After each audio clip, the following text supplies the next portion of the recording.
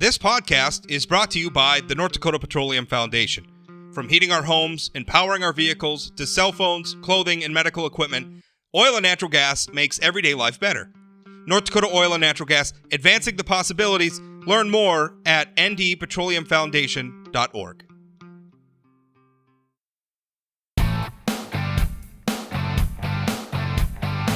So, big news yesterday. Our governor, Doug Burgum, dropped a couple of big vetoes on some bills that were closely watched by a lot of North Dakotans. One, dealing obviously with the pandemic. It was a ban on the state government issuing mask mandates. And really just as simple as that. It says that that's not a policy that the state of North Dakota could implement. And then the second bill is would have been a restrictions on transgender athletes participating in K through 12 sports in North Dakota's public schools. Governor Doug Burgum vetoed both of those bills, getting a lot of not just local attention, but national attention. So here to talk with me about that is, of course, our governor, Doug Burgum. Governor, how are you? I'm great. Good morning, Rob. Great to be with you. Let's talk about the transgender bill first. Walk us through your reasoning for vetoing that bill. Well, I think the first thing, of course, I strongly believe it is in local control, local decision-making, best government, closest to the people being governed. And in the case of this transgender ban bill, the North Dakota High School Athletic Association is the sports governing body. They've had rules in place for over 5 years, and there have been 0 incidences of a male to female transgender student athlete going through their protocols to play sports. And so the concern is this is often framed about, level playing field and fairness for girls sports. And I'm happy to report we have that today. And we've got a great high school athletic association governing body that manages and leads. They meet monthly. They're on top of all this stuff. They understand what's going on nationally. That's what their job is as a board. They're thoughtful. They're caring. Their job is to make sure there is fairness. And so we've got a mechanism in place just that would help drive that solution. And like I say, we have no incidences today. And I got full confidence that they'll be able to manage themselves going forward, because if this were to arise, it would be a unique situation. And that unique situation could be best handled between the parents, their medical professional, the doctor, the coach, the school. That's where this situation versus a one-size-fits-all, statewide ban. One of the arguments is that we like you mentioned, it's about protecting female athletes and making sure that our sports are fair. Your rebuttal to that is, well, we haven't had a problem in North Dakota so far. This hasn't cropped up. So why solve a problem we don't have? And I think that's an absolutely fair position. I think the rebuttal from that, and by the way, I oppose this bill, not necessarily because I don't think this area might at some point need some public policy as our transgender friends and neighbors. We're having a moment, right? They're coming out of the shadows, and there may, in a society like ours, that in a lot of ways, both good and bad, is organized around gender. We may need some public policy. I'm just not sure this bill was it. But I think people hearing your argument might offer a rebuttal, saying, why should we have to wait for there to be a problem before we put in place a solution? Well, I think the key is, do we have a regulatory framework? Do we have a governing body?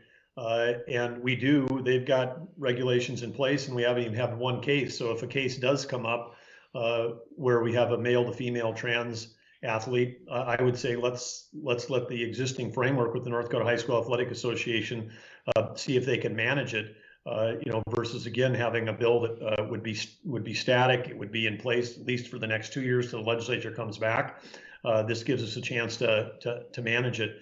And I think there are a lot of misconceptions. I think there's a view that somehow, a male athlete, could run in a, male track meet on a Friday and then declare that night that he's, switched gender identities, and Saturday he's running in a girls track meet, and that somehow this would be unfair. But part of the rules that the North Dakota High School Athletic Association has is Again, this requires, and we're talking about adolescents, we're talking about people under age 18 that with their parents, that they would have to, for a male to female athlete to be eligible to compete, they'd have to go through a full year of hormone suppression therapy. So that doesn't happen without a doctor being involved. So again, you've got parents, you have a student athlete, you've got, doctor, and I say student athlete, you got a child.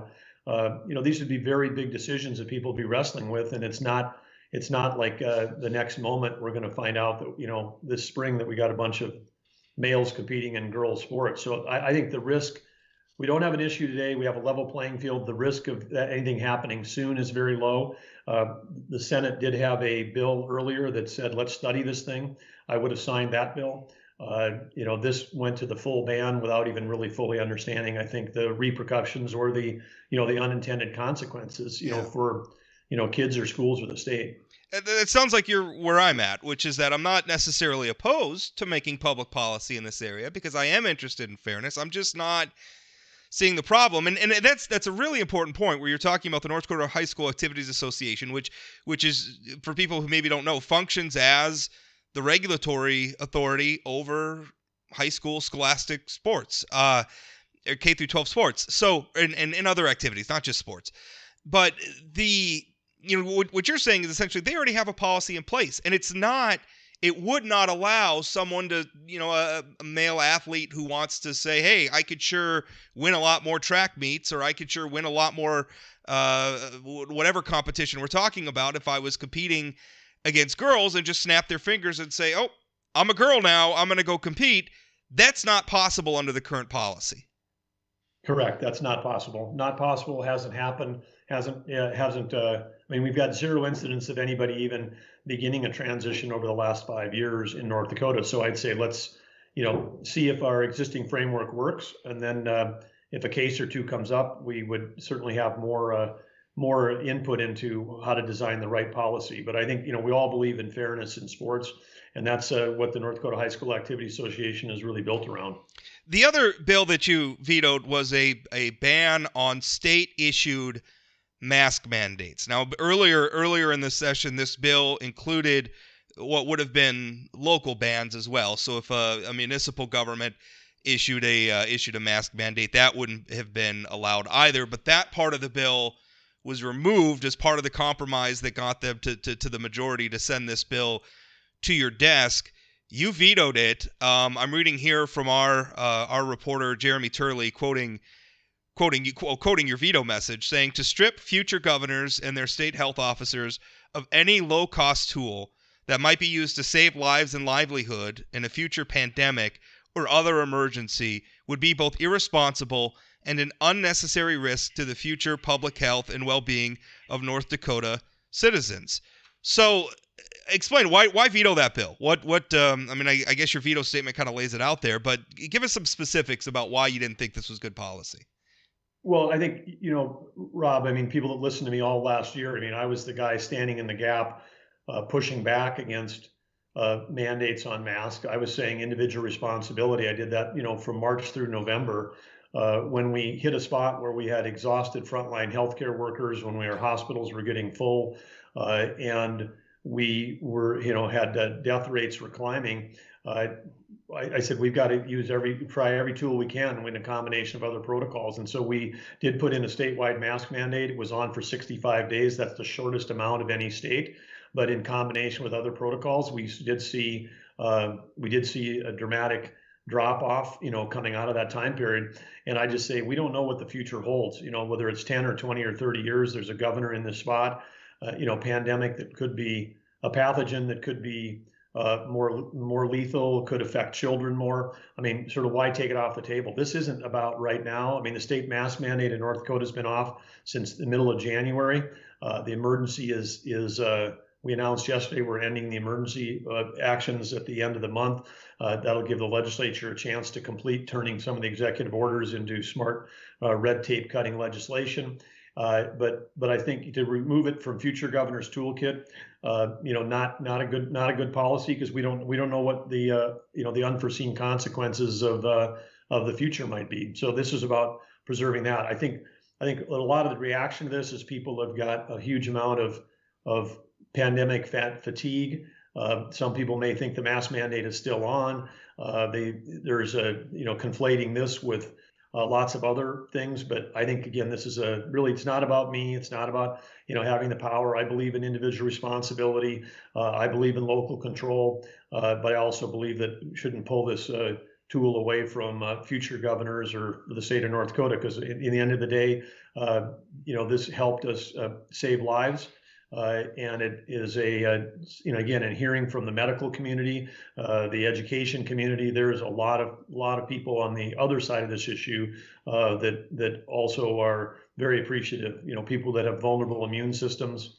That really we're also very vocal about that. So again, this is one of these things where tough one where you can't make anybody, can't make either any side happen, because we've got, like every state in the nation, we've got people that somehow turned this into a pro or con, and somehow it got even politicized. I mean, I don't really think this is a political issue. This is a health issue, and it's a life-saving issue. Yeah, I agree with you.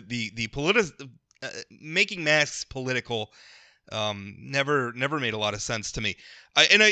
What is surprising to me is how, when I hear some of the rhetoric of the people who are being critical of you over masking and some of I look back at what North Dakota did during the pandemic, and we had a very light touch, maybe not as light as some other states. And listen, I'm not going to sit here in judgment of other states. One of the geniuses of the American system of government is we have 50 state governments where elected leaders can decide and curtail, detail policy that they feel best fits their state. And maybe you and I could look at it and say, well, they should have done this, they should have done that, whatever. That's the system. That's how it works. I look at what happened here in North Dakota, and I don't see anything that was all that draconian. You were very reluctant to issue a mandate. Given how political mask mandates were, I was reluctant to see one, even as somebody who masked. Obviously, I had COVID. It almost killed me. I know how serious this is. I was pro-mask, but even then, I wasn't really in favor of a mask mandate. I never wanted to get there. I just wanted people to choose to wear masks because it was a thing that we could do that could help. And, for a lot of people, they just didn't want to do that. And mandates, unfortunately became necessary. But I mean, for some to treat this as this, almost like, oh, it's the Gestapo. I mean, some of the really heated rhetoric was surprising to me. Did it surprise you? Well, and it's still going on, and so it's it's surprising, because again, I feel like, again, this is a health issue. This is about saving lives, but it's in the past. The mask, like the North Dakota's mask mandate ended in January, shortest one in the country. It does fall down on individual responsibility. We've ended the emergency. We're moving forward. So I would also, I signed a piece of legislation yesterday, perhaps a little reluctantly, that gives more power to the legislature during a statewide health emergency. As 1118 is the bill. I figured you were probably gritting your teeth a little bit when when you signed that one, because as maybe any executive does when we're talking. I mean, that's always a fine balance, and there's always friction there between the powers of the executive and the powers of the other branches, and everybody's kind of protect as the legislature is. I mean, they've sued you at times when they felt like you overstepped your bounds, and I mean that's I don't think there's anything wrong with it. That's how the system is designed, for there to be some friction there. But again, I thought that was a very good sign. You're not some tyrant who's out here to like, oh, I got these emergency powers, now I get to boss everybody around and tell people what to do. The legislature asked for you to say, hey, if we're going to have a long-standing emergency, we need a mechanism where, we could come in and help with some of the policy making. You said yes to that. That sounds like good compromise to me. Yeah, and included in that bill is I know that some people had a concern, and I support that. They said, hey, we shouldn't have somebody who's non-elected putting out a statewide mandate, because in law it was really the health officer. I think that we ought to have elected officials that are responsible. And in this law now, in that 1118, the health officer cannot issue a statewide mask mandate without the support of the governor. So I think it's effectively how we did it last year, and it's a sort of codifies the approach that we took last year informally. But I think that's also a good policy. Do you another bill that had come through was to make it so that the state health officer has to be a physician. And I know that was one thing during the debate is there were a lot of people who were like, the attitude, including your opponent in the gubernatorial election last year, Shelley Lenz. And I like Shelley, but I just disagreed with her on this position. But there was an idea being promoted that the policy decisions ought to be made by the technical experts in the health field. And I just never agreed with that. Not because their expertise obviously isn't hugely important, especially when we're talking about a public health emergency like we were going through and still to some degree are going through. But that a lot of times I think technical experts tend to have a very narrow point of view in their field of expertise. So if you're a doctor and you're thinking about public health, maybe you're not also thinking about the economy. Maybe you're not also thinking about, notions about liberty. I think elected leaders, that's their job, right? Like you have to think, yes, public health is important, but there's also these other considerations. What are we doing to our society if we're driving all these entrepreneurs out of business because they can't open their doors? That's something else we also have to think about. We can't just discount it or pretend like it's not happening because there's a public health emergency. So that was one thing is I think it's absolutely right. For better or worse, these decisions need to be made by elected leaders. Well, thank you for understanding it, Rob. I think you got a really good handle on the breadth of responsibilities, during this time frame, because we do have to think about anything, because it's not just about the uh, the pandemic itself. We had an epidemic going on during the pandemic called the epidemic of addiction, the epidemic of isolation, the epidemic of, behavioral health. We had also all the challenges with schools. Trying to balance hospital capacity, long-term care, the economy. We know that when people are working and they are in school, they're healthier than when they're not. So I think we're again, and like you said, 50 different approaches. There's going to be a lot of debate in the next decade looking back on which states manage. I feel like North Dakota, with a light touch of government, with individual responsibility, with kids in school and businesses open, and really calling on North Dakotans to do the right thing, and fantastic people in healthcare that worked their tails off this last year.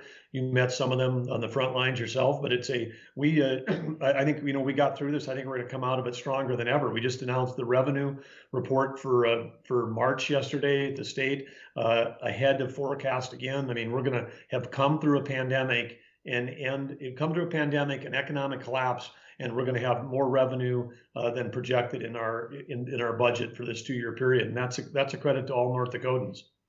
Let's speaking about both of these bills, you've upset, obviously. I mean, given the fact that these are two bills that were sent to your desk by a Republican majority legislature, there are a lot of Republicans out there today who are saying, well, Doug Burgum, you campaigned as a conservative, and rightfully so, I think. But a lot of people out there saying, well, Doug Burgum's not really a conservative. When I posted that I would be interviewing you, people were like, ask him why he's a Democrat, ask him why he's a sellout to conservatism. So to the people out there who feel that vetoing the transgender sports bill or vetoing the ban on mask mandates, that they feel like these represent conservative points of view. So speak to them. Why how do you square those vetoes with your personal conservatism? Well, I think first of all, the mask mandate. There's, as I say, zero fiscal note. I mean, there's no. It might actually be the other way, because masks could be the lowest cost, fiscally conservative way to try to, versus spending hundreds of millions of dollars on public health and testing and billions on vaccines. I mean, it's like that if you're fiscal conservative, you should be for the lowest cost solutions to stop the spread. Number two, same thing on the I think fiscal conservatives or people that believe in local control on the transgender athlete bill. Again, I mean, we don't have a problem, so why create layers of government regulation when we've got a existing framework that's closer to and actually charged with the expertise to do it. So these are both in those ways conservative principles, and from a fiscal standpoint, totally intact, because of the way we've managed the state budget and fighting to, lower taxes, not grow government, all that. I mean, our credentials are impeccable on the fiscal side of things. And then again, before this week is over, I'll probably have signed 6 gun bills, which people are very happy about, including the Stand Your Ground bill and others. I mean, from the conservative standpoint. So I think people have to look at the whole, the whole versus just these two. And like you and I said earlier, I don't understand why the mask thing is even viewed as a, red versus blue, conservative versus liberal. I mean, to me, that's completely the wrong frame of way to look at that thing. It's like, again, because I not only hear about people that don't want to wear masks, I've heard from the nearly 1,500 people who've lost a family member, and the tens of thousands of people that work in healthcare, and the teachers and everybody else, the medical professionals. I mean, every medical organization in the state wanted me to veto that bill. So again, this is the mask thing is a can't win situation, because you're going to get, you sign it and you got a group of people that are upset, you veto it, you got a group of people that are upset because it just became so politically charged. But that's not about today. Personally, of course, I was the guy that said, hey, let's do individual responsibility until the last possible moment when we can't. And then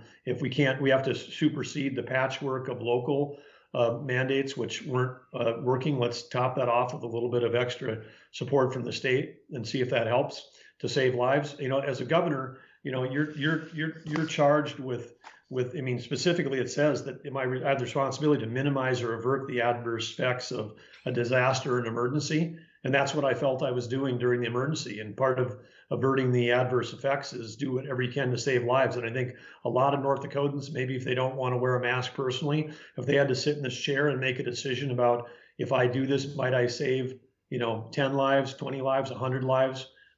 They might have done the same thing. And because I think, again, as you said, you have this job. In this job, you have to look at every citizen in the state, not just those that are necessarily politically aligned for your job. To take care of everybody.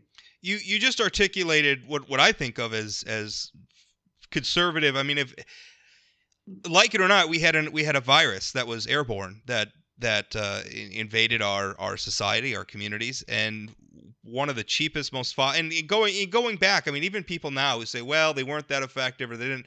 I don't necessarily agree, but B, also, you're speaking with 2020 hindsight. At the heights of this thing, when we were making a lot of these policies and having a lot of these debates, we didn't know very much about the virus at all. And a lot of what we did know were very, very preliminary research, very, very preliminary. I mean, everybody was scrambling.